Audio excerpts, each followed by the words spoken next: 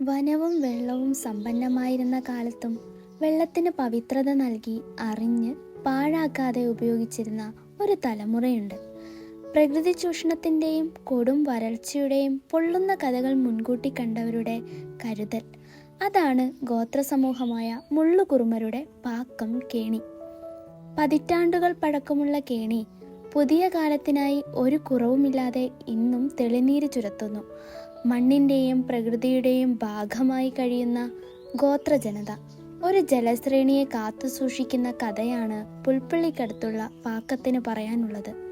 കാടിനുള്ളിൽ അരയ്ക്കൊപ്പം മാത്രം താഴ്ചയുള്ള ഈ കേണി പ്രകൃതി കനിഞ്ഞു നൽകിയ നീരുറവയെ ജീവിത സംസ്കാരത്തിനൊപ്പം ചേർത്ത ഒരു പറ്റം മനുഷ്യർക്കിടയിൽ സൗഭാഗ്യത്തിൻ്റെ അടയാളം കൂടിയാണ്. അയനി പ്ലാവിൻ്റെ തടി തുരന്നുണ്ടാക്കിയ സംരക്ഷണ ഭിത്തിയും ഒരു അത്ഭുതമാണ്. പച്ചമുളയുടെ വെള്ളം കോരിയെടുക്കുന്ന പാത്രം പോലും നമ്മളിൽ ജീവന്റെ തുടർച്ചയുടെ നന്മ നിലനിർത്തും. തിരുമുഖം തറവാട്ടിലെ അംഗങ്ങളുടെ ഓരോ ദിവസവും ആരംഭിക്കുന്നത് പാക്കം കേണിയിലെ വെള്ളം ഉപയോഗിച്ചുകൊണ്ടാണ്. കേണികൾ കൊണ്ട് സമ്പന്നമായിരുന്ന വയനാട്ടിൽ അവശേഷിക്കുന്ന ഏക കേണിയാണ് പാക്കം കേണി. ജലസംരക്ഷണത്തിൻ്റെ വലിയ സന്ദേശമാണ് പുതുതലമുറയ്ക്ക് ഇവിടെ നിന്നും പഠിക്കാനുള്ളത്.